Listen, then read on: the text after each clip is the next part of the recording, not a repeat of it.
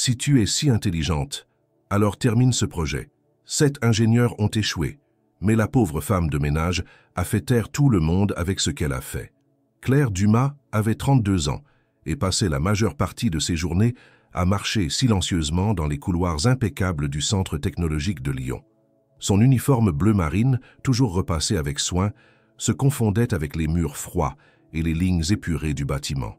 Chaque matin, elle arrivait avant tout le monde, armée de son chariot de nettoyage, de son badge magnétique et d'une discrétion presque légendaire.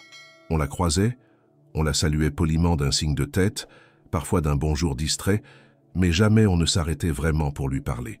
Dans ce temple de l'innovation et de la robotique avancée, Claire n'était rien de plus qu'un élément du décor, une présence constante, mais presque effacée.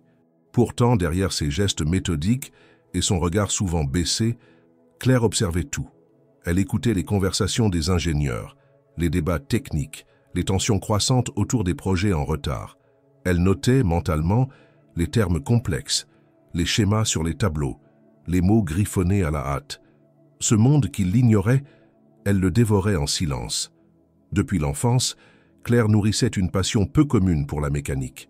Tandis que ses camarades jouaient à la corde à sauter ou à la marelle, elle démontait de vieux réveils, réparait des radios cassés et collectionnait des boulons comme d'autres collectionnaient des autocollants.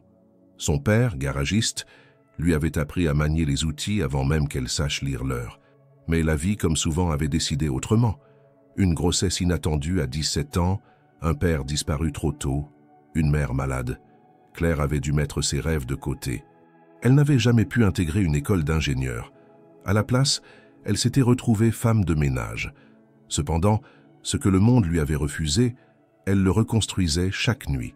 Chez elle, dans un petit studio au 4e étage sans ascenseur, Claire étudiait en autodidacte.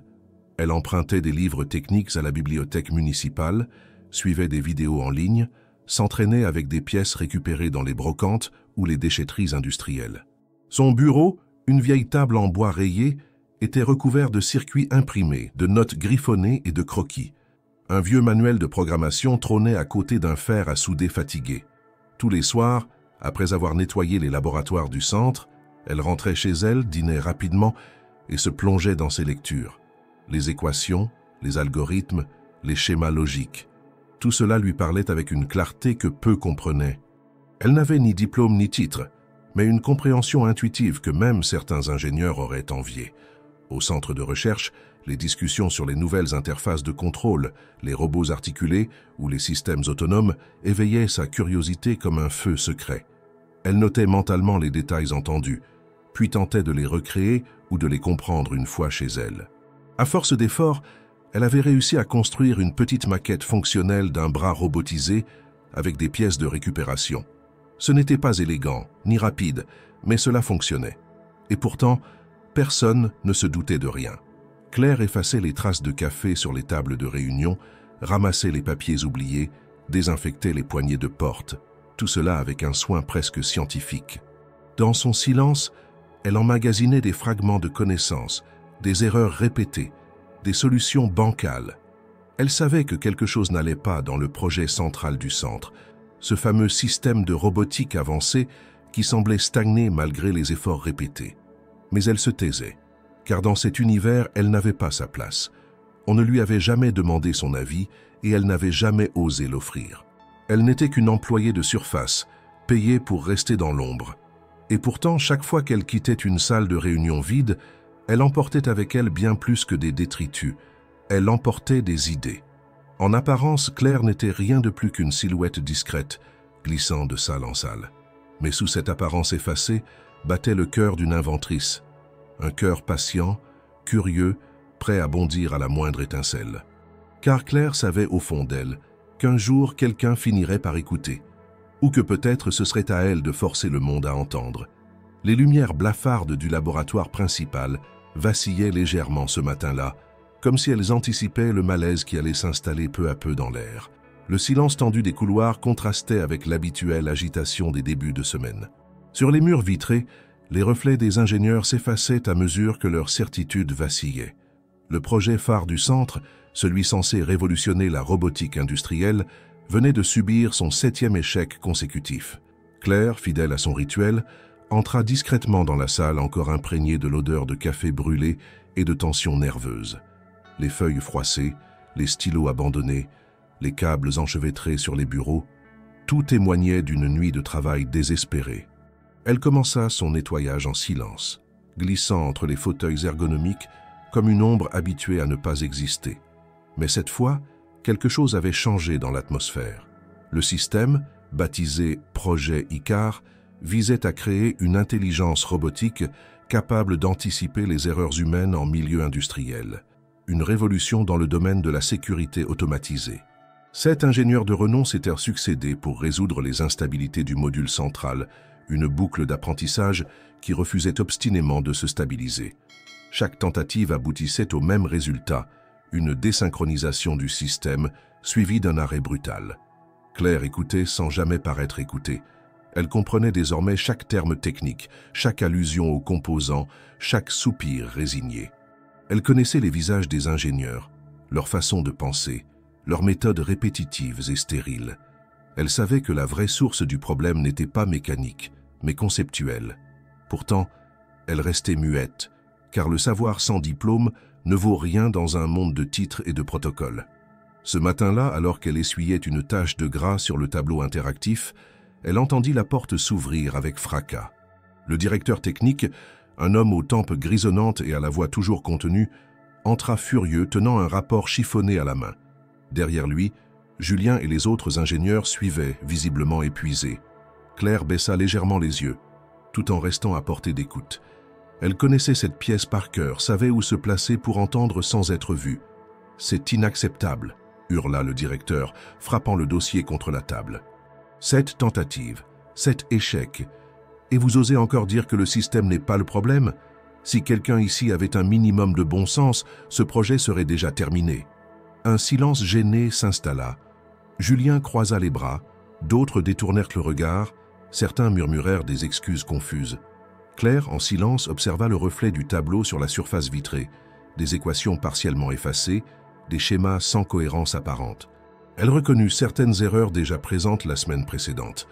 Rien n'avait changé. « Je veux un nouveau plan d'action d'ici ce soir », reprit le directeur en quittant la pièce. « Sinon, ce projet passe à un autre laboratoire. » Les ingénieurs restèrent là quelques secondes, comme figés, puis reprirent à leur place sans un mot.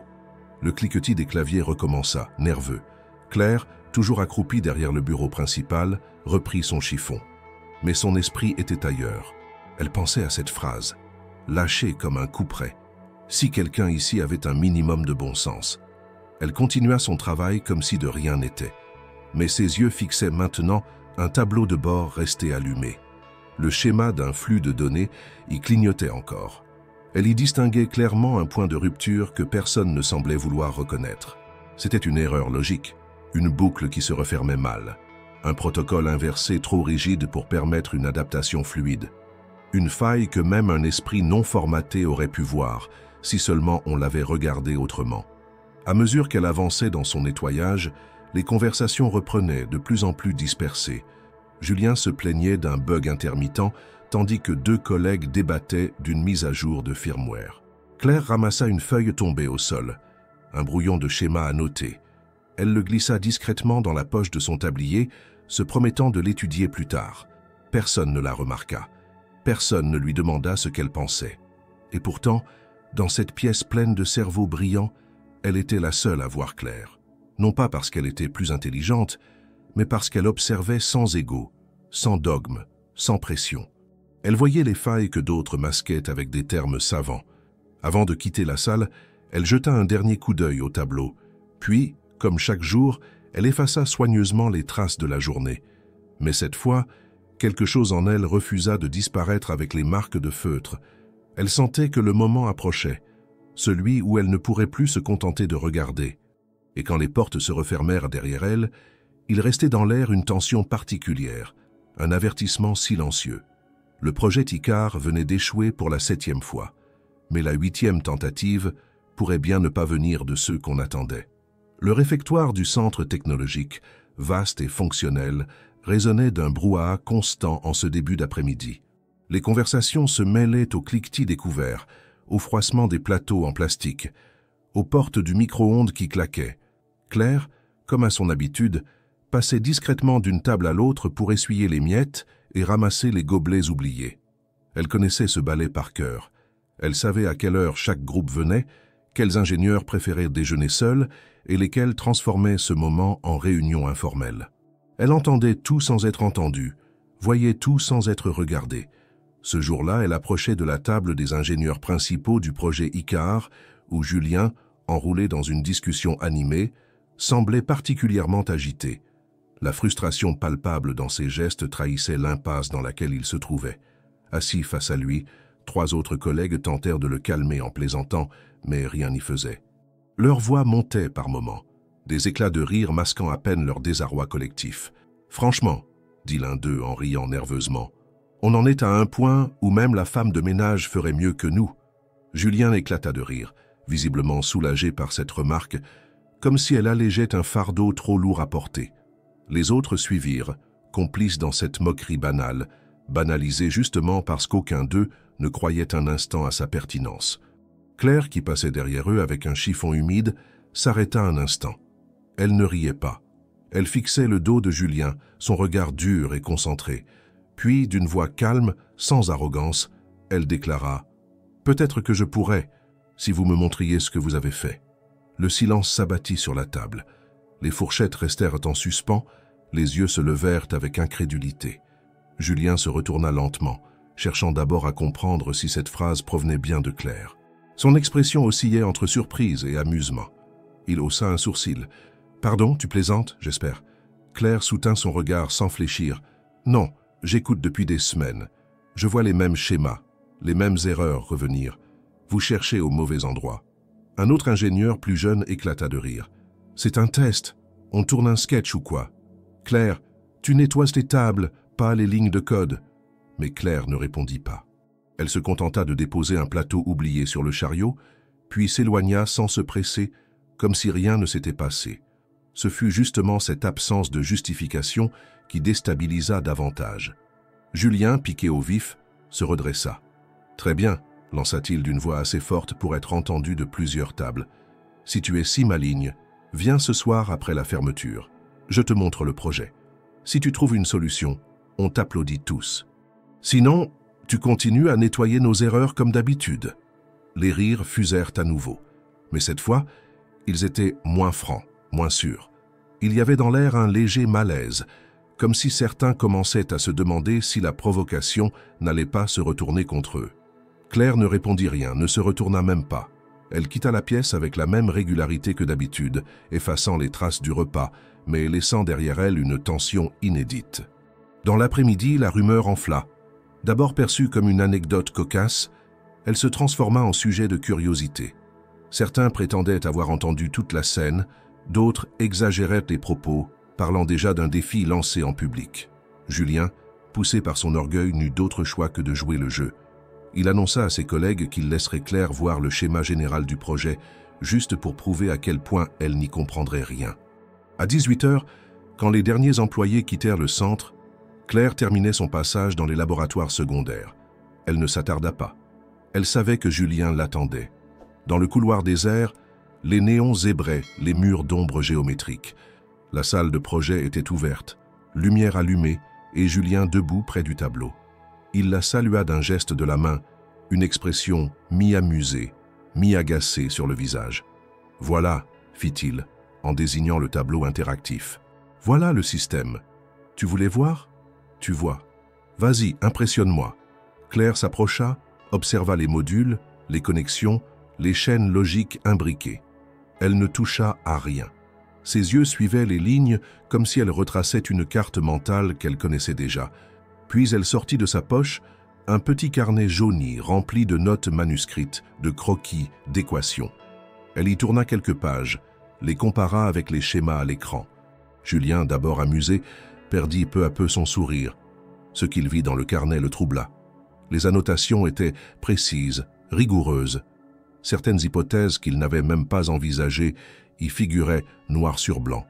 Il se racla la gorge, croisa les bras, tenta de reprendre contenance. « Où t'as appris tout ça ?» Claire leva les yeux vers lui. « En observant, en étudiant, en cherchant seul les réponses que vous refusez de voir. Julien ne répondit pas. Il referma brutalement le tableau, attrapa une chaise et la tourna vers elle. « Tu sais quoi? On verra bien.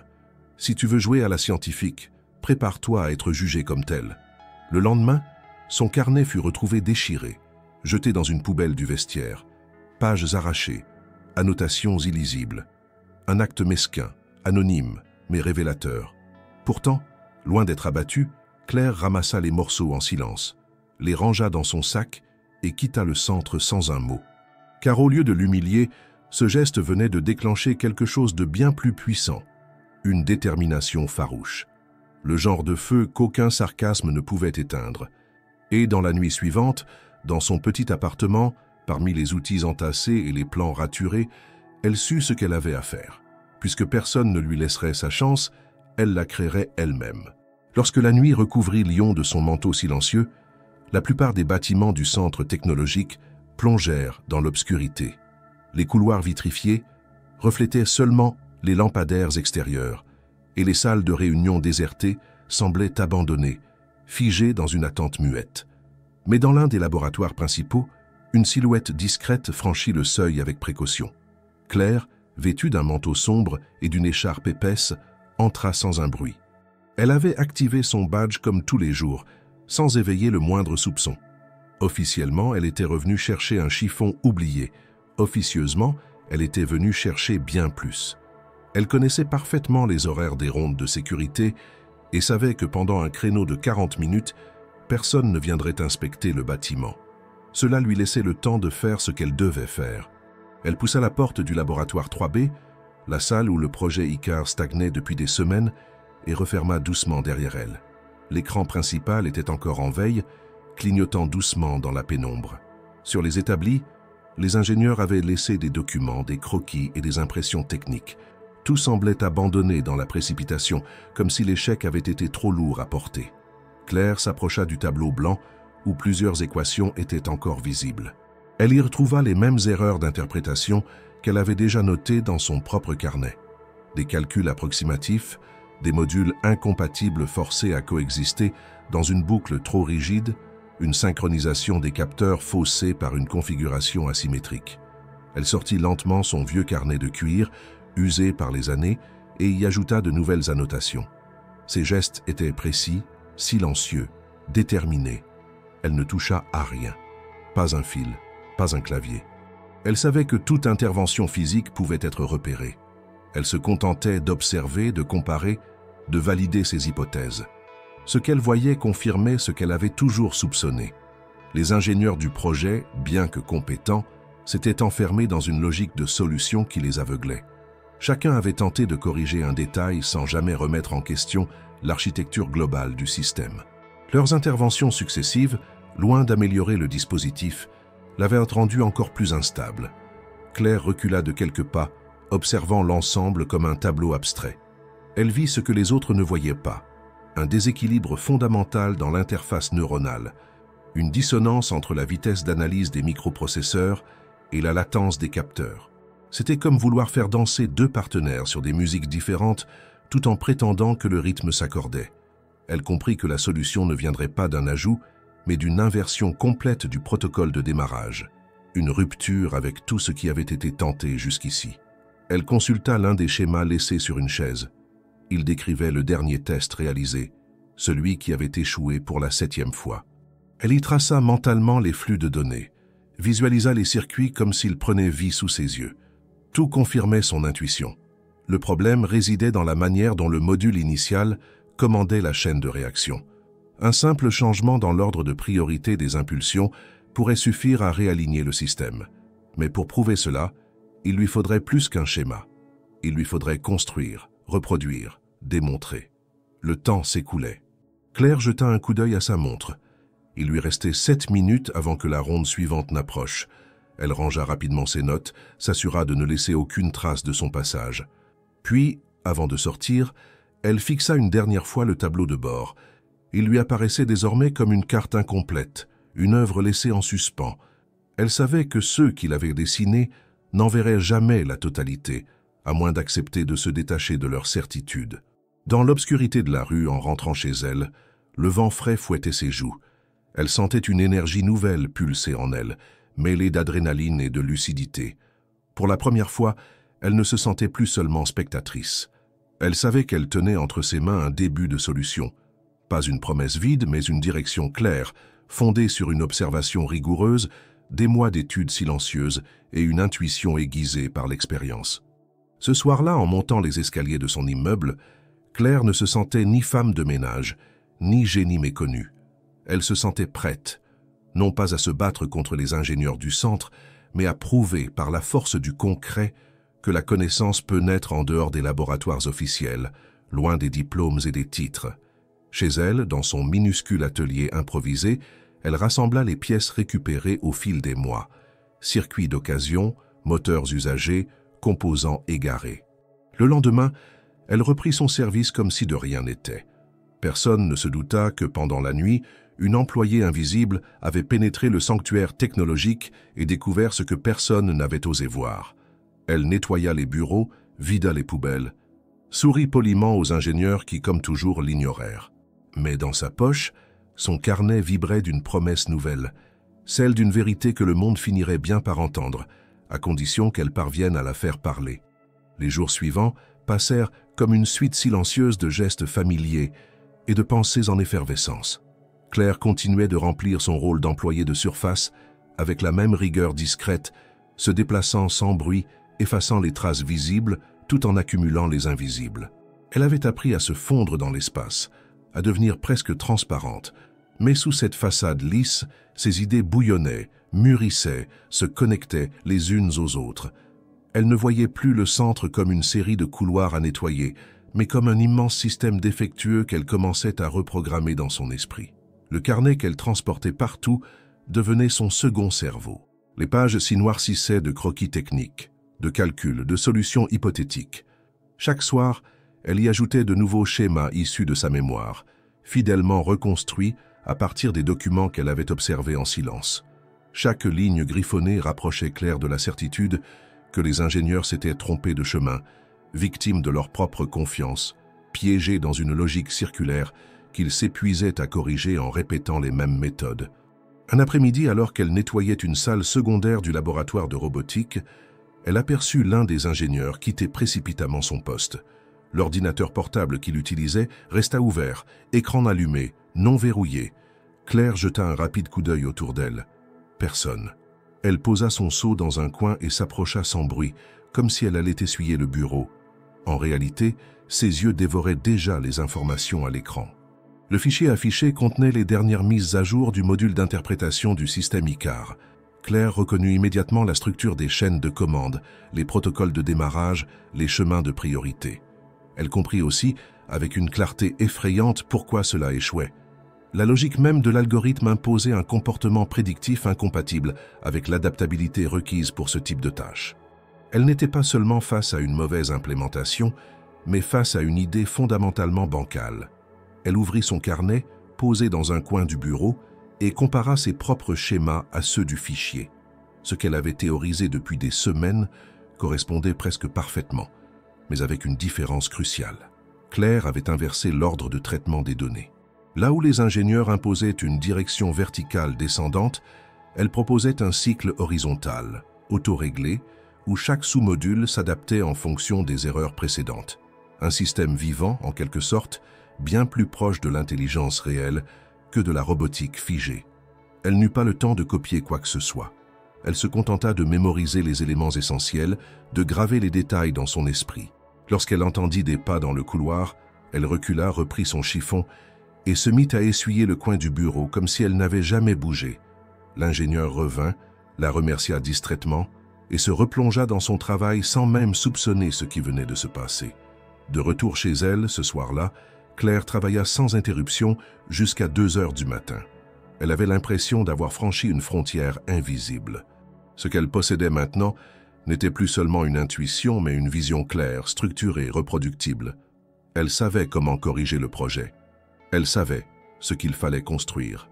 Alors, avec les pièces qu'elle avait soigneusement conservées dans une grande boîte en plastique, cartes mères usées, capteurs récupérés, microcontrôleurs d'occasion, elle commença à assembler une version simplifiée du système. Chaque soudure, chaque connexion, chaque alignement de câbles était réalisé avec une précision instinctive.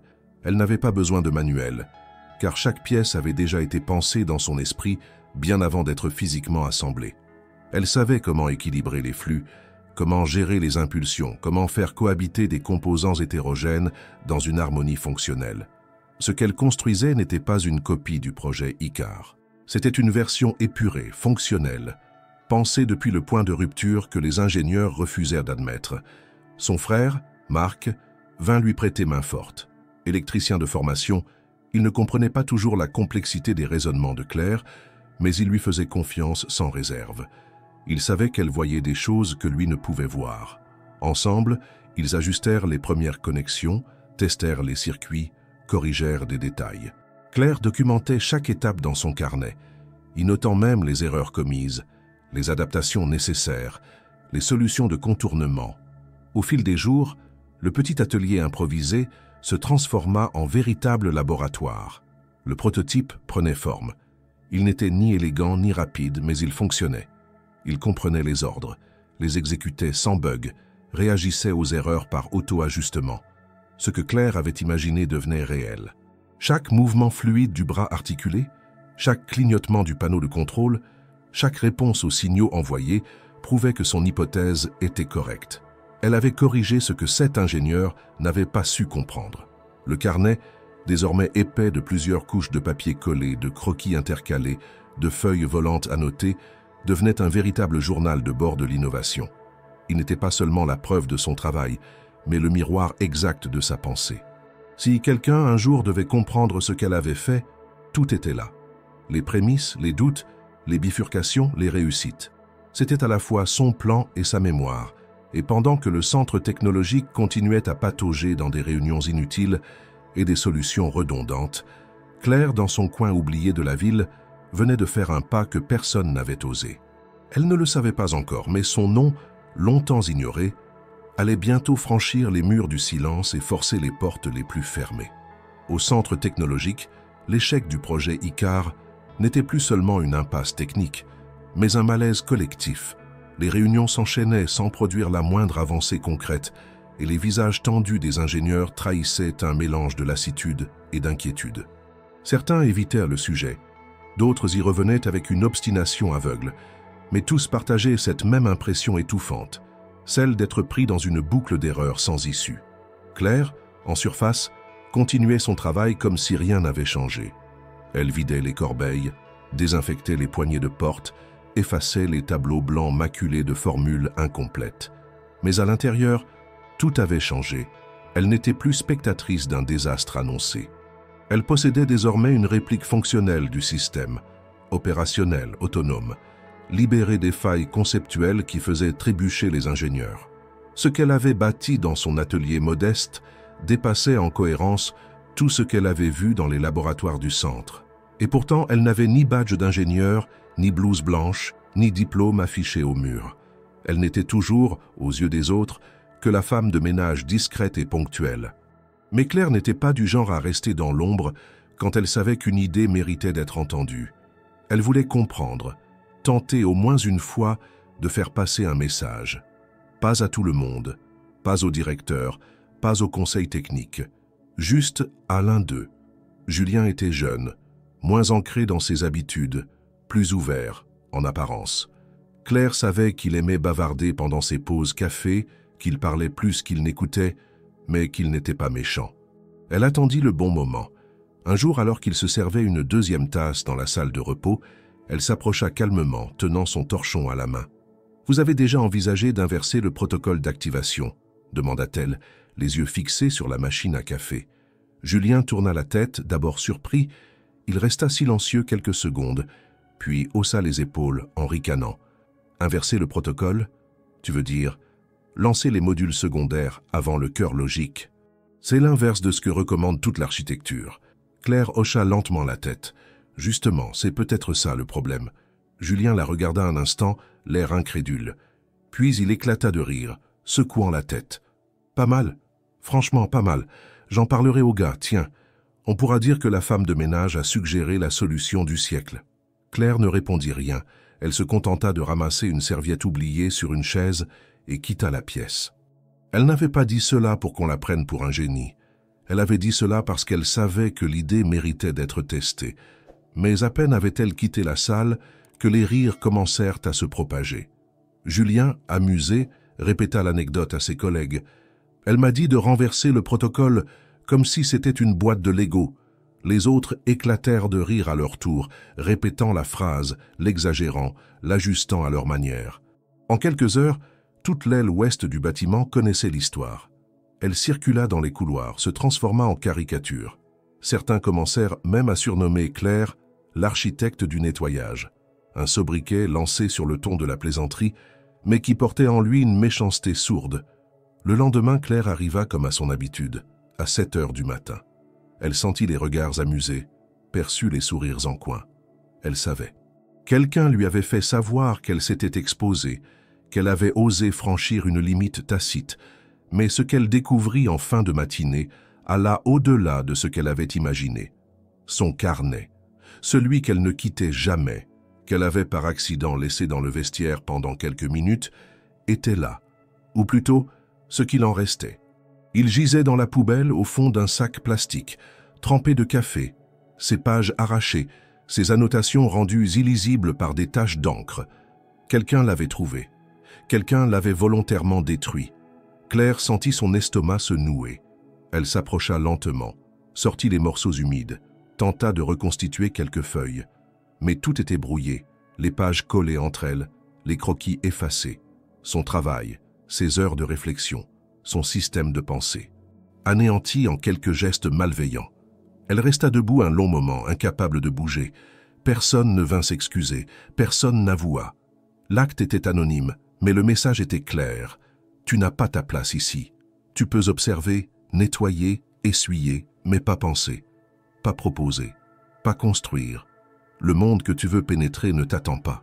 Et s'il le faut, il te fera taire. Ce soir-là, en rentrant chez elle, Claire ne dit rien. Elle n'évoqua pas le carnet à son frère. Elle ne pleura pas. Elle se contenta de poser ses mains sur la table, de fermer les yeux et de se remémorer chaque détail qu'elle avait inscrit, chaque ligne, chaque circuit, chaque hypothèse. Elle savait qu'elle pouvait le reconstruire. Son esprit n'avait pas été détruit. Il était intact, plus fort encore. Alors elle ouvrit une nouvelle page blanche, pas dans un carnet, dans la réalité. Et cette fois, elle n'écrirait pas avec de l'encre, mais avec des circuits et des câbles. Puisqu'on avait piétiné ses idées, elle les ferait exister. Non plus sur papier, mais dans le monde réel, tangible, indiscutable, et personne ne pourrait plus les jeter à la poubelle. La nuit tombait sur Lyon dans une indifférence grise, froide, presque cruelle. Les rues semblaient figées dans une routine que rien ne venait troubler. Mais dans l'appartement exigu de Claire, à l'étage d'un immeuble sans charme, un frisson d'énergie traversait l'espace. Là, entre une pile de manuels techniques cornés et une table de travail encombrée de pièces détachées, Claire avançait dans un silence farouche, méthodique, rigoureux. Rien, ni la fatigue, ni l'humiliation, ni la destruction volontaire de son carnet n'avait pu entamer la résolution nouvelle qui l'habitait. Ce qu'on avait tenté de briser en elle ne faisait désormais que renforcer sa volonté de construire. Elle avait tout repris à zéro. Chaque schéma perdu dans le carnet déchiré avait été reconstruit de mémoire. Elle se souvenait de tout, des lignes de code imaginées au fil de ses observations, des modules assemblés dans sa tête au fil des semaines, des configurations testées dans l'intimité de ses pensées. Elle réécrivait sur des feuilles volantes, collait des post-it sur les murs, griffonnait sur des bouts de carton. Son petit appartement s'était transformé en une véritable cellule d'ingénierie clandestine. Marc, son frère, venait chaque soir après son travail. Électricien de métier, il ne comprenait pas toujours les subtilités du système que Claire tentait de créer, mais il la suivait dans sa logique avec une fidélité silencieuse. Ensemble, ils passaient des heures à souder des composants, à relier des circuits, à tester des impulsions électriques.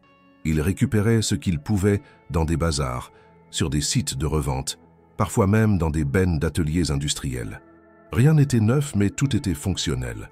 Claire savait que l'efficacité ne dépendait pas du prix des composants, mais de l'intelligence de leur agencement. Le projet qu'elle assemblait dans cette pièce surchauffée n'avait rien à envier à celui que les ingénieurs du centre échouaient à maîtriser. Au contraire, chaque élément répondait à une logique fluide, cohérente, intuitive. Le cœur du système, un module de coordination simplifié, reposait sur une hiérarchie inversée. Ce n'était plus le noyau central qui dictait la conduite, mais les unités périphériques qui s'autorégulaient entre elles.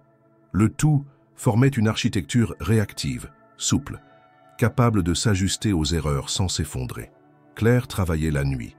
Elle s'endormait parfois quelques heures à peine, la tête posée sur un vieux coussin entre deux plaques d'aluminium. Le jour, elle continuait son service au centre, nettoyant les laboratoires dans un mutisme résolu. Elle évitait les regards, ignorait les rumeurs, faisait semblant de ne pas entendre les commentaires. Mais dans ses poches, elle glissait désormais des plans précis, des schémas testés, des idées concrètes. Elle avançait en silence mais avec une certitude de plus en plus dense. Le prototype prenait forme. Une structure articulée, basse, compacte, dotée de capteurs récupérés sur de vieilles imprimantes industrielles et d'un petit processeur modifié. Le tout était alimenté par une batterie d'occasion, elle-même reliée à un convertisseur fabriqué maison. Marc avait aidé à stabiliser les circuits, à isoler les flux parasites, à renforcer les connexions. Claire, elle, avait conçu l'architecture logique, programmé le cœur réactif, ajusté les paramètres d'adaptation. À eux deux, ils avaient construit ce que toute une équipe d'ingénieurs diplômés n'avait pas su produire. Un soir, alors que Marc s'apprêtait à rentrer chez lui, Claire l'arrêta. « Regarde !» Elle posa une pièce métallique sur la table.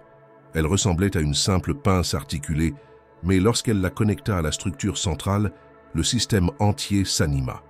Les lumières s'allumèrent, les modules se synchronisèrent, et la pince se déplaça doucement pour attraper un petit objet placé devant elle.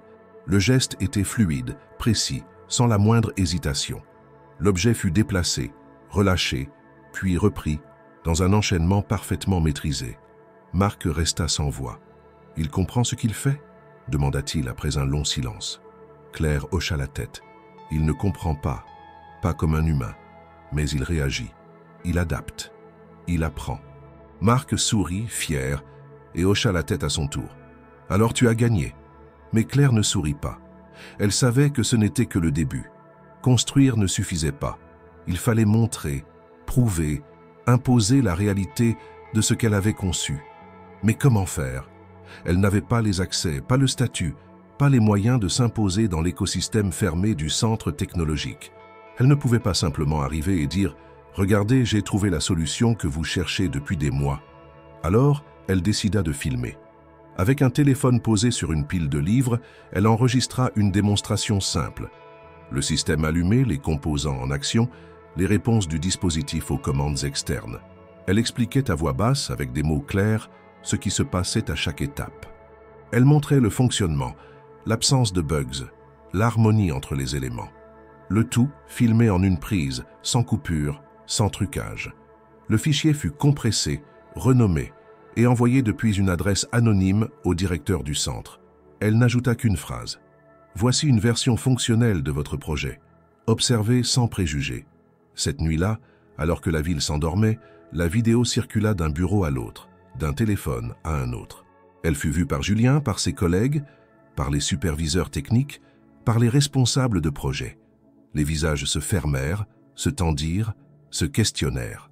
Personne ne comprenait d'où venait cette démonstration qu'il avait réalisée, comment elle avait pu apparaître sans que personne n'en soit informé. Mais une chose était certaine, elle fonctionnait. Mieux, elle surpassait toutes leurs tentatives. Et pendant que les ingénieurs débattaient dans leur groupe privé, dans leur bureau éclairé au néon, Claire dormait profondément, pour la première fois depuis des semaines, car dans ce sommeil, elle savait que quelque chose avait changé. Elle ne cherchait plus à convaincre, elle avait simplement montré. Et désormais, c'était au monde de répondre. Les premières lueurs de l'aube perçaient à peine les stores du centre technologique quand le directeur reçut l'anonymat éclair de la vidéo. Le message, simple et étrangement solennel, « Voici une version fonctionnelle de votre projet. Observez sans préjugés. » Il avait été envoyé hors des heures de bureau, depuis une adresse cryptique, utilisant un serveur anonyme. Intrigué, le directeur, affalé sur son fauteuil de cuir sombre, lança la vidéo sur l'écran du bureau silencieux. Le contraste entre l'instant présent et le projet Icare demeurant au centre procurait un effet presque irréel. Le prototype y était filmé avec ses imperfections visibles, des câbles légèrement désordonnés, un éclairage modeste, l'espace restreint d'un atelier artisanal. Et pourtant, chaque mouvement de bras articulé, chaque automatisme de coordination donnait une allure de protocole mûrement rodé, fluide et maîtrisé. La vidéo montrait des cycles d'action réitérés, sans faille. Elle exposait le protocole inversé, le réseau d'éléments périphériques interconnectés, capables d'autorégulation. Une démonstration soignée, blessante, pour tous ceux qui avaient essayé sans y parvenir. Le silence emplit la pièce. Le directeur visionna plusieurs fois la séquence, chaque regard scrutant les gestes du bras robotique, les réponses aux stimuli, l'absence totale d'erreur. Puis il déclara à voix basse « Qui que ce soit, il faut le rencontrer ». À peine avait-il prononcé ces mots que la vidéo était déjà partagée avec tout le département du projet. À la cafétéria, les chuchotements prirent à la place du bruit ambiant. On regardait des écrans portables, on parlait à mi-voix. Il y avait de l'incrédulité, de la jalousie, une inexprimable admiration mêlée à la colère de l'injustice ressentie. Certains murmuraient qu'il s'agissait d'une start-up infiltrée, d'autres parlaient d'un coup de communication orchestré par la concurrence. Personne n'imaginait qu'une femme qu'ils voyaient chaque jour, la femme au chariot de nettoyage, pouvait être à l'origine de cette avancée. Julien, le premier ingénieur à avoir ironisé sur Claire, fixait son écran avec un mélange de fascination et de rage refoulée. Il repassait mentalement la scène de la salle de repos, l'échange matinal, la moquerie. Il sentit un goût amer remplir sa bouche. La vidéo confirmait ce qu'il avait cru impossible. Il chercha des indices. La façon dont la pièce était filmée évoquait un petit atelier. Les mains qui manipulaient les schémas incarnaient fatiguées. Il se frappa la main contre la table basse, incapable de trouver la paix. Il jura que cette personne paierait pour avoir été ignorée. Mais d'autres, plus lucides, commencèrent à réfléchir. Un ingénieur senior murmura à son voisin « Peu importe qui c'est, on a un système qui fonctionne. » Et ces mots résonnèrent comme une vérité. Il suffisait de mettre la main sur la personne, de l'écouter, de comprendre, de reproduire. Le projet, coincé dans ses propres erreurs, pouvait renaître. Le directeur convoqua une réunion d'urgence. D'un mouvement immédiat, tous furent appelés. Julien, le regard fixe, quitta son café à la hâte. La salle de conférence se remplit en quelques minutes. Les visages exprimaient tous une émotion différente, mais chacun gardait un fond de questions. Qui avait réalisé cette prouesse? Qui avait su voir ce que, pourtant formé, n'avait pas su percevoir malgré des mois d'efforts? Le directeur enclencha la vidéo sur grand écran. Les spectateurs interdits virent à nouveau le bras robotique bouger avec une précision presque organique. Puis, sans un mot, il éteignit le projecteur. Un temps s'installa lourd, chargé de constats. Finalement, il parla d'une voix calme empreinte d'autorité. « Qui que vous soyez, nous vous invitons à nous rejoindre. Venez vous présenter. Travaillons ensemble. Vous avez changé la donne. Le projet Icare vient de renaître, mais il ne peut le faire sans celui ou celle qui en a donné la clé. » Un silence respectueux suivit. Personne ne savait si la personne serait assez courageuse, assez folle pour répondre. Puis Julien leva la main. « Je peux essayer de la contacter. J'ai repéré certaines caractéristiques dans l'atelier. On pourrait partir de là. » Le directeur acquiesça. Et la réunion se dispersa dans une atmosphère tendre d'espoir nouveau. De son côté, Claire, dans son atelier, ignorait encore les conséquences. Le lendemain matin, elle constata avec froideur que Prague Cybersécurité, adresse IP, elle devait rester invisible un moment encore. Le projet Icare, désormais branché sur une lumière d'espoir, l'avait elle-même illuminée. Une lueur qui, désormais, ne pouvait plus disparaître dans l'ombre. L'agitation dans les couloirs du centre de recherche atteignit un niveau rarement observé. Les ingénieurs, les assistants, même les agents de sécurité avaient entendu parler de la vidéo. La démonstration avait frappé un nerf à vif. Chacun avait ses théories, mais tous partageaient une même curiosité pressante. Qui avait bien pu produire un prototype aussi abouti en dehors des murs officiels de l'établissement? Et surtout, comment cette personne avait-elle pu contourner tous les protocoles, toutes les certifications, pour atteindre un tel niveau de fonctionnalité sans accès direct au cœur du projet Icare? Dans les bureaux de la direction, l'effervescence était d'un autre genre, froide, méthodique, stratégique. Le service informatique fut mobilisé pour tracer la provenance de l'envoi. Le fichier avait été déposé sur un serveur sécurisé, mais l'adresse IP, malgré les précautions prises, portait une trace résiduelle, une empreinte légère, presque effacée, mais suffisante pour entamer une piste. Ce fut un jeune analyste, stagiaire discret, qui identifia un fragment d'adresse relié à une connexion domestique dans le quartier de Gerland. En croisant les horaires de badge des employés et certaines métadonnées du fichier, le doute s'insinua lentement, jusqu'à devenir une évidence dérangeante. Le directeur convoqua immédiatement une réunion confidentielle. Autour de la table, les visages étaient tendus, certains déjà marqués par l'humiliation d'une éventuelle vérité qu'ils préféraient encore ne pas croire. Le nom prononcé par l'analyste, à voix basse mais ferme, traversa la salle comme un coup de tonnerre. Claire Dumas. Un silence figea les participants. Julien, assis au fond de la pièce, blêmit. Il s'adossa à sa chaise, les mains serrées. Personne ne parla durant quelques secondes. Puis le directeur demanda « La femme de ménage ?» Un hochement de tête confirma ce que tous redoutaient. Les implications étaient énormes. Si cette femme, sans aucune formation reconnue, sans accréditation, avait réellement conçu cette démonstration, alors toutes les certitudes sur lesquelles reposait l'organisation du centre venaient de s'effondrer.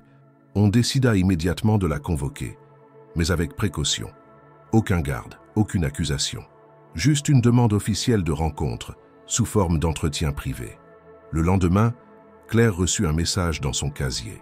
Une enveloppe blanche sans nom, portant simplement le sceau de la direction.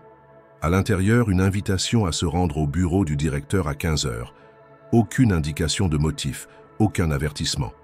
Elle comprit immédiatement. Le moment était venu. Elle n'était ni nerveuse ni effrayée. Elle savait que ce qu'elle avait créé ne pouvait être nié. Elle prépara quelques feuilles, des copies de ses schémas, des notes qu'elle avait prises depuis la reconstruction de son carnet, et les glissa dans une pochette en carton. À 15 heures précises, elle frappa à la porte du bureau du directeur. Elle entra dans la salle de réunion attenante, où l'attendait non seulement le directeur, mais également Julien, 2 ingénieurs seniors et l'analyste du service informatique. Chacun avait une attitude différente. Le directeur était impassible, Julien visiblement mal à l'aise, les ingénieurs curieux, presque méfiants. L'analyste, lui, gardait les yeux fixés sur le dossier qu'il tenait. « Claire, merci d'être venue, » dit le directeur avec un calme étudié. « Nous avons reçu une vidéo hier soir, une démonstration très convaincante. Elle n'était signée de personne, mais nos services ont pu remonter jusqu'à votre domicile. » Claire ne répondit rien. Elle attendit, droite, tenant sa pochette contre elle. Avant de tirer des conclusions, nous souhaitons simplement vous poser une question. Avez-vous réalisé ce prototype ? Elle hocha la tête. Oui. La réponse, simple, sans tremblement, suspendit la respiration dans la salle. Julien détourna les yeux. Un des ingénieurs serra les lèvres, comme s'il s'efforçait de contenir une exclamation. Le directeur poursuivit. Comment avez-vous eu accès aux informations nécessaires? Comment avez-vous su quoi construire? Claire posa sa pochette sur la table, l'ouvrit lentement et en sortit plusieurs feuilles. Elle les étala devant eux. Des schémas complexes, des analyses logiques, des explications manuscrites accompagnées de croquis techniques. « Je n'ai rien volé », dit-elle d'un ton calme. « Tout ce que j'ai vu, je l'ai vu depuis mon poste. J'ai écouté, observé, noté. Chez moi, j'ai reproduit les schémas de mémoire. Puis j'ai corrigé ce que je voyais comme erreur. » Un des ingénieurs se pencha sur les feuilles, les examina attentivement. Il haussa les sourcils. « C'est exact. Même mieux organisé que notre dernier rapport. » Julien serra les poings. Le directeur s'adressa à Claire avec une gravité nouvelle. « Nous aimerions que vous expliquiez votre logique à l'équipe, que vous présentiez ce que vous avez conçu et pourquoi cela fonctionne. Seriez-vous prête à le faire, ici, devant le groupe, dans le laboratoire principal ?» Claire réfléchit une seconde. Elle savait que ce moment pouvait tout changer. Non pas pour elle seule, mais pour la manière dont les compétences silencieuses sont perçues, jugées, ignorées. Elle leva les yeux. « Oui, mais je veux le faire sur votre système, celui que vous dites impossible à stabiliser. » Le directeur hocha la tête. « Très bien. Alors demain, 10 heures, laboratoire central. Tous les ingénieurs du projet seront présents. » Claire quitta la salle en silence, sa pochette contre elle. Dans les couloirs, certains la croisèrent sans rien dire, mais leur regard avait changé. Elle n'était plus invisible. Elle était attendue, scrutée, redoutée. Et elle était prête. Le lendemain matin, le bâtiment principal du centre de recherche bourdonnait d'une tension inhabituelle. Les discussions étaient plus basses, les pas plus pressés, les regards plus perçants. Dans l'ascenseur menant au laboratoire central, les ingénieurs échangeaient des suppositions à demi-mot. Certains étaient sceptiques, d'autres ironiques, quelques-uns intrigués. À 10 heures précises, tous étaient réunis dans la grande salle vitrée face au système du projet ICAR, le même module qui, depuis des mois, résistait à toutes les tentatives de stabilisation.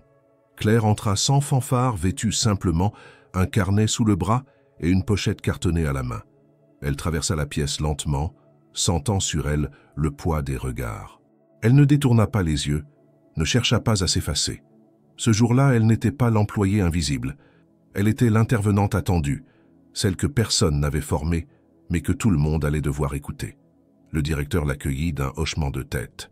Les ingénieurs présents, y compris Julien, étaient disposés en demi-cercle autour du système. Le dispositif original était intact, avec toutes ses imperfections encore visibles. Personne ne l'avait modifié depuis l'échec du dernier test. Il était prêt à servir une dernière fois, mais cette fois, sous la conduite de Claire. « Vous pouvez commencer quand vous voulez », annonça le directeur. Claire posa son carnet sur la table et sortit quelques feuilles. Elle ne connecta aucun ordinateur, n'ouvrit aucun logiciel. Elle prit simplement un stylo noir et commença à dessiner à la main un schéma sur le tableau mural. Le silence dans la salle était absolu. « Voici le cœur du problème, dit-elle.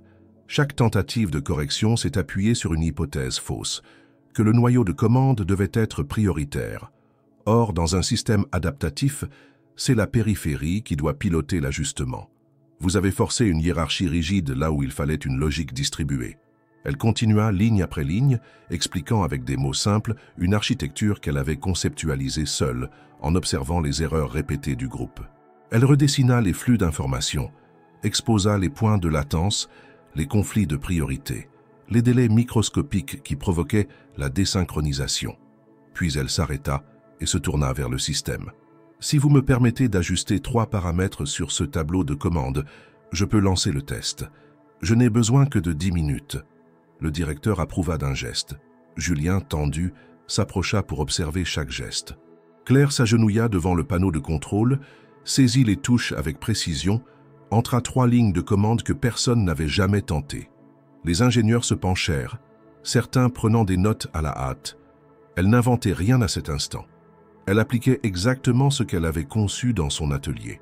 Elle se redressa. « Je vais démarrer. » Elle appuya sur le bouton principal. Le système s'éveilla d'abord dans un cliquetis mécanique discret, puis dans un enchaînement fluide de mouvements. Le bras robotique se déploya, atteignit un objet repère, le saisit avec une précision parfaite, le déplaça sur la zone cible et revint à sa position initiale. Une première fois, puis une deuxième, puis une troisième.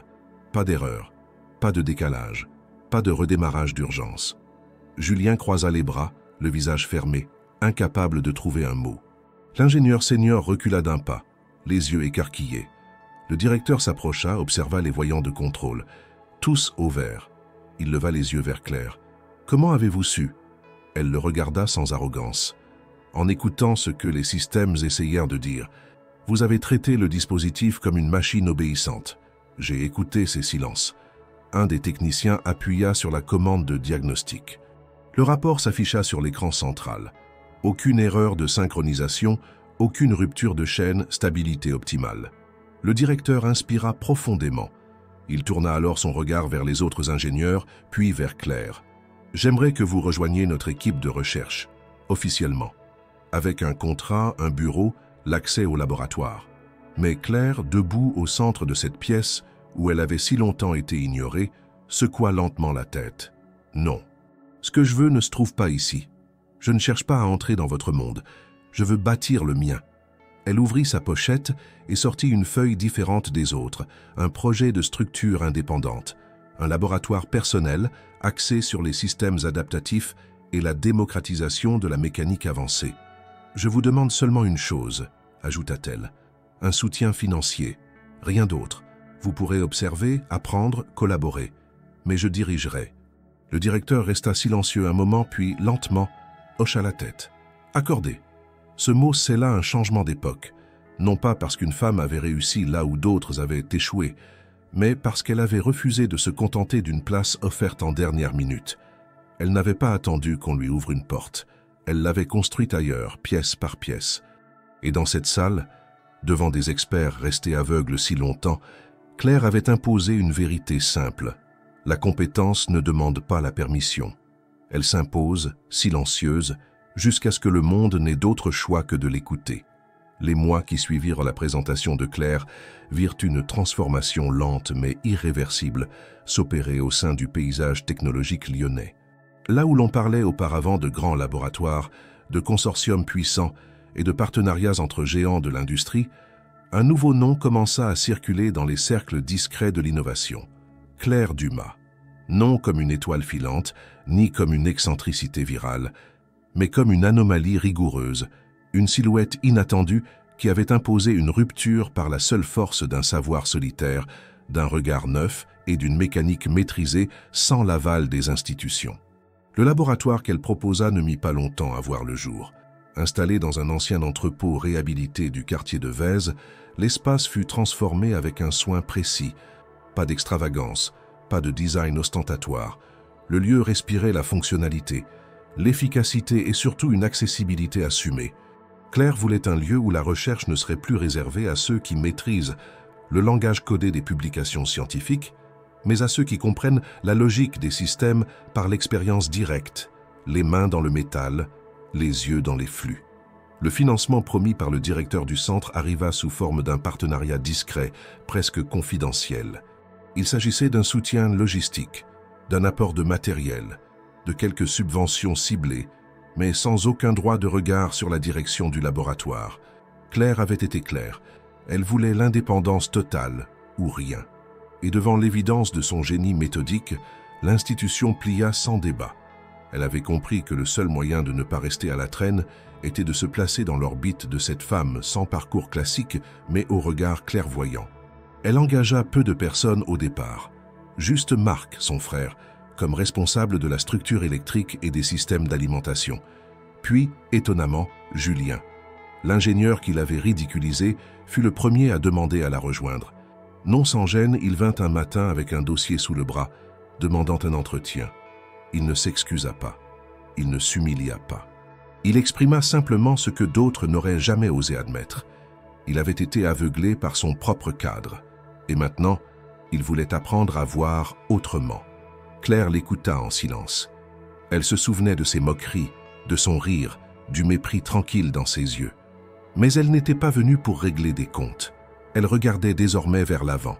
Elle accepta sa présence, mais pas comme collègue ou ami, comme consultant externe. Il ne recevrait pas d'ordre, mais n'en donnerait aucun non plus. Il pouvait contribuer, proposer, débattre, mais il ne serait jamais plus au centre. Ce centre appartenait désormais à une logique différente, fondée sur la compétence et l'humilité. Peu à peu, d'autres figures rejoignirent le projet. Des ingénieurs en rupture avec leur structure traditionnelle, des techniciens passionnés, des étudiants recalés par le système académique.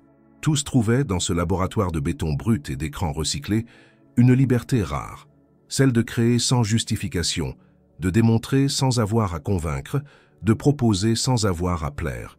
Les projets s'accumulèrent, bras robotisés pour soins médicaux, interfaces mécaniques pour l'enseignement scientifique dans les zones rurales, systèmes adaptatifs pour les secours d'urgence. À chaque fois, une seule règle dominait: simplicité, robustesse, autonomie. La presse spécialisée commença à s'intéresser à cette entité atypique. Les premières publications parlaient d'un laboratoire fantôme, dirigé par une autodidacte.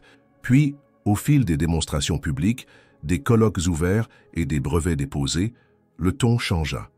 On parla de la méthode Dumas, de l'ingénierie d'observation, de l'intelligence mécanique hors cadre. Des journalistes vinrent de Paris, de Berlin, de Montréal. On demanda des interviews, des reportages, des portraits. Claire refusa la plupart. Elle n'aimait pas les caméras, les projecteurs, les questions creuses. Elle préférait les machines au discours. Elle devint, malgré elle, un phénomène. Pas une célébrité, mais une référence. Une réponse incarnée à la question qui hante tous les milieux de la connaissance. Et si nous avions tort de croire que seuls les parcours officiels produisent de la valeur? Et si l'innovation réelle, celle qui dérange, ne venait justement pas de l'extérieur du cadre? Dans ce contexte nouveau, même ses anciens collègues commencèrent à changer de regard. Certains, dans les couloirs du centre technologique, parlèrent de Claire avec un respect qu'ils n'avaient jamais su lui accorder en personne. D'autres, plus cyniques, la voyaient comme une opportunité perdue, un talent qu'ils auraient dû intégrer bien plus tôt. Mais tous reconnaissaient qu'elle avait imposé une nouvelle manière de penser, de faire, de regarder la complexité. Et pendant ce temps, Claire avançait, sans s'arrêter. Elle construisait encore. Elle testait, corrigeait, affinait. Le laboratoire tournait à plein régime, avec ses rythmes imprévisibles, ses nuits blanches, ses éclats de voix, ses réussites soudaines. Elle ne cherchait plus à prouver quoi que ce soit à qui que ce soit. Elle faisait simplement ce qu'elle savait faire, mieux que tous ceux qui l'avaient ignoré, comprendre les systèmes et les faire parler. Un soir, Marc, fatigué mais heureux, lui lança en rangeant ses outils. « Tu te rends compte? T'as retourné tout un monde. » Claire sourit légèrement, sans répondre. Elle n'avait rien renversé. Elle avait simplement refusé d'obéir à une logique qui exclut, qui étiquette, qui range les gens selon des critères morts. Elle n'était pas une révolte. Elle était une évidence. Et cette évidence, désormais, se construisait chaque jour dans le silence rigoureux de son laboratoire, entre les étincelles des soudures, les lignes de code griffonnées au crayon et les idées que personne n'avait su écouter, jusqu'à ce qu'elle les transforme en machines capables de parler pour elle. L'hiver avait pris possession de Lyon, recouvrant les toits de givre et ralentissant le pas des passants dans les ruelles étroites. Au cœur de ce paysage glacé, dans un bâtiment discret aux murs de béton brut, la chaleur venait de l'intérieur, celle des machines en fonctionnement, des idées qui circulaient et des gestes précis qui, dans un silence concentré, construisaient le futur. Le laboratoire fondé par Claire était désormais reconnu, non pas pour sa taille ou son apparence, mais pour les résultats concrets qu'il produisait avec une constance méthodique. Son nom, d'abord susurré dans les marges, était devenu un centre de gravité. Les rôles, sans que personne n'en fasse une cérémonie, s'étaient inversés. Julien, autrefois figure centrale du projet Icar, travaillait désormais comme consultant pour Claire. Il n'avait pas de bureau attitré, pas d'équipe sous sa direction. Il venait, observait, proposait des ajustements, posait des questions, souvent plus pour comprendre que pour contester. Il savait que l'équilibre qu'il avait autrefois moqué tenait aujourd'hui l'ensemble du projet debout. Chaque fois qu'il rédigeait un rapport ou qu'il analysait une version de prototype, il s'assurait d'obtenir l'avis de Claire avant de considérer son travail comme achevé. Les autres ingénieurs, eux aussi, collaboraient selon un nouveau rythme. Certains avaient demandé à passer quelques semaines dans le laboratoire de Claire, sous prétexte de partenariats universitaires ou de stages croisés. Ils venaient avec leur savoir académique, mais repartaient avec une leçon plus fondamentale. Ici, la hiérarchie ne reposait pas sur les titres, mais sur la précision, la cohérence et la capacité à écouter la machine comme une entité qui s'exprime. Claire ne donnait pas d'ordre. Elle expliquait, elle montrait, elle partageait. Et cette approche désarmait même les plus sceptiques. Les projets se multipliaient. L'un des plus remarqués fut un système de manutention assisté développé pour les ateliers d'insertion de personnes en situation de handicap. Basé sur la logique adaptative que Claire avait perfectionnée, le bras mécanique réagissait en temps réel à la force appliquée, corrigeait les trajectoires, réduisait l'effort nécessaire tout en maintenant la précision. Lors de sa présentation à une foire industrielle, le dispositif reçut une ovation rare dans ce milieu froid. Ce ne fut pas le discours de Claire qui provoqua l'émotion, mais le moment où une jeune femme tétraplégique parvint à déplacer, seule, un objet délicat d'un point à un autre. Le silence qui suivit fut plus éloquent que tous les commentaires techniques. Le laboratoire ne cherchait pas à croître. Claire refusait les propositions de fusion, les offres d'investisseurs désireux d'en faire une vitrine de start-up. Elle préférait la lenteur du concret à la vitesse des capitaux. Chaque nouveau projet n'était accepté qu'après validation complète par elle-même et son équipe. Marc, toujours en charge des infrastructures, avait même proposé d'installer un système de vote interne pour déterminer les orientations. Claire accepta, non par esprit démocratique, mais parce qu'elle savait que l'intelligence naît aussi de la confiance collective. La presse continua à frapper à la porte. Les demandes d'interviews s'accumulaient. Des chaînes de télévision, des magazines internationaux, des conférenciers reconnus voulaient l'entendre parler. Mais Claire persistait à refuser. Elle ne voulait pas devenir une image. Elle savait ce que cela impliquait. Simplification, récupération, érosion. Elle ne voulait pas qu'on la transforme en symbole. Elle voulait que son travail parle pour elle et que ceux qui voulaient comprendre prennent le temps de l'observer en silence. Malgré son refus, son histoire circulait. Les articles reprenaient les grandes lignes. L'employé de ménage qui avait surpassé une équipe d'ingénieurs, le projet ICAR sauvé par une autodidacte, le laboratoire indépendant devenu référence en robotique adaptative. On y ajoutait parfois des détails romancés, des phrases inventées, des scènes embellies. Claire lisait tout cela sans colère, mais avec une distance amusée. Elle savait que la vérité n'était pas là. Elle ne se trouvait pas dans les titres, mais dans les milliers d'heures passées à construire, démonter, recommencer. Dans les formations techniques, son nom apparaissait de plus en plus souvent. Des professeurs citaient ses schémas, analysaient ses décisions comme on le ferait avec un théoricien. On projetait ses plans dans les amphithéâtres, on distribuait des extraits de ses carnets reconstruits. Des étudiants, sans jamais l'avoir rencontré, rêvaient de venir passer quelques jours dans son atelier. Certains écrivaient. Elle répondait parfois, sobrement, conseillant un livre, une méthode, une observation à faire. Elle ne donnait pas de recette. Elle rappelait seulement que tout commence par la patience, l'écoute et le refus de croire que ce que l'on ignore ne vaut rien. Un jour, Julien, assis sur une chaise basse dans un coin du laboratoire, l'observa ajuster un micro-cerveau. Il lui demanda « Tu regrettes parfois de ne pas avoir suivi une formation classique? Tu aurais pu aller plus vite, avoir plus d'opportunités, non ?» Claire leva les yeux vers lui, puis sourit sans sarcasme.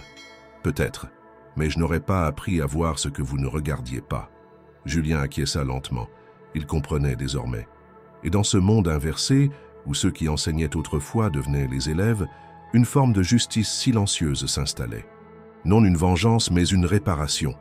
Non une revanche, mais un équilibre. Et pendant que le monde s'agitait autour de son nom, Claire, comme toujours, gardait les mains dans les rouages, les pensées dans les lignes, et le regard tourné vers le prochain ajustement. Parce que dans l'inversion des rôles, elle n'avait jamais cessé de rester exactement ce qu'elle était depuis le début, une bâtisseuse de vérités invisibles. Le printemps s'était installé à Lyon avec une douceur discrète. Les arbres bordant les quais de Saône se couvraient de feuilles tendres et l'air, moins tranchant, semblait porter une énergie neuve. Dans cette atmosphère de renouveau, une grande conférence nationale sur les technologies émergentes s'apprêtait à ouvrir ses portes. Le programme, diffusé dans tout le pays, annonçait des panels prestigieux, des innovations de rupture, des interventions d'experts issus des meilleures institutions. Mais parmi tous les noms connus, une mention en bas de page attira l'attention de certains lecteurs attentifs. Claire Dumas, invitée d'honneur. Elle n'avait pas répondu à l'invitation tout de suite. L'email était resté 2 jours entiers dans sa boîte de réception. Elle l'avait relu plusieurs fois, hésitant, non par crainte ou humilité feinte, mais par lucidité. Elle savait que ce genre d'événement ne correspondait pas à son monde. Là-bas, on attendait des discours, des formules accrocheuses, des récits inspirants. Or, Claire n'était pas une conteuse, elle était une bâtisseuse. Ce qu'elle avait à dire n'était pas destiné à une scène, mais à une table de travail, à un moteur démonté, à un diagramme corrigé dans le silence d'un atelier. Pourtant, elle accepta. Non pour parler, mais pour voir, pour écouter. Le jour venu, elle arriva seule, sans badge particulier, vêtue simplement. Elle se mêla à la foule sans chercher à se distinguer. Elle n'avait pas de présentation à faire, pas de discours à prononcer. L'organisation l'avait placée au premier rang, près des représentants d'entreprises et des directeurs d'écoles d'ingénieurs. Mais Claire choisit une place plus discrète, sur les gradins latéraux. Elle voulait observer, comprendre ce qui se disait dans ce monde qu'elle avait touché sans jamais réellement y appartenir. Les intervenants se succédaient sur scène. Les slides défilaient, les concepts brillaient sur des écrans immenses. On parlait d'intelligence artificielle, de robotique collaborative, d'éthique algorithmique. Les mots se mêlaient dans une danse de technicité et de promesses. Claire écoutait en silence. Elle reconnaissait certaines idées, retrouvait des intuitions qu'elle avait eues seule, des formulations qu'elle aurait dessinées autrement, mais dont elle saisissait la logique. À un moment, une jeune femme s'assit à côté d'elle. Elle portait un badge vert indiquant qu'elle était étudiante. Elle tenait un carnet dans lequel elle avait griffonné des schémas, des mots-clés, des questions. Elle jeta un coup d'œil à Claire, puis, après un instant d'hésitation, demanda doucement « Vous travaillez dans ce domaine, dans la science ?» Claire tourna lentement la tête vers elle. Elle vit dans ses yeux cette lumière familière, celle de la curiosité pure, non encore usée par les cadres académiques, non encore ternie par le cynisme professionnel. Elle sourit, un sourire presque imperceptible, puis répondit « Plus que ça, je vis de ça ». La jeune femme hocha la tête, sans comprendre tout à fait, mais sans insister. Elles restèrent côte à côte en silence, écoutant le reste des conférences. Personne ne vint déranger Claire, personne ne sembla la reconnaître. Et cela lui convenait. Elle n'était pas venue pour être applaudie. Elle était venue pour constater que le monde avançait, que certains des chemins qu'elle avait ouverts à la marge étaient désormais foulés par d'autres, à voix haute. À la fin de la journée, alors que les lumières s'éteignaient doucement et que les participants commençaient à quitter la salle, un des organisateurs repéra Claire. Il s'approcha avec respect, légèrement essoufflé. « Madame Dumas, je suis désolé, on vous attendait à l'avant. Vous êtes l'invité d'honneur, vous étiez censé être présenté au public. » Claire se leva calmement, ramassa son manteau et son sac, puis répondit d'un ton posé. « Ce que j'avais à offrir, je l'ai déjà construit. Ce que j'ai à dire, mes machines l'ont déjà dit. » L'organisateur resta sans voix, hochant doucement la tête, incapable de répondre. Claire descendit les marches, franchit les portes, sans se retourner. Dans la rue, le vent du soir effleurait les façades. Elle marcha lentement, savourant l'anonymat, la simplicité du trottoir, la constance rassurante du bitume sous ses pas. Elle rentra chez elle, retrouva son atelier, les outils familiers, les pièces en attente, les croquis épinglés au mur. Elle se servit un café, s'assit devant son établi, reprit un schéma interrompu la veille. Le monde pouvait continuer à parler d'elle, à débattre de son cas, à l'inviter ou à l'ignorer. Cela n'avait plus d'importance, car au fond, le vrai hommage, elle l'avait reçu dans le regard d'une jeune inconnue, dans la manière dont un bras robotique avait bougé sous sa logique, dans le silence admiratif d'une salle pleine d'experts incapables d'expliquer ce qu'ils avaient vu. Et c'était cela sa victoire. Non pas d'avoir été reconnue, mais d'avoir imposé une évidence. Parfois, les voix les plus justes ne cherchent pas à se faire entendre. Elles se contentent d'agir. Et le monde, tôt ou tard, est forcé d'écouter.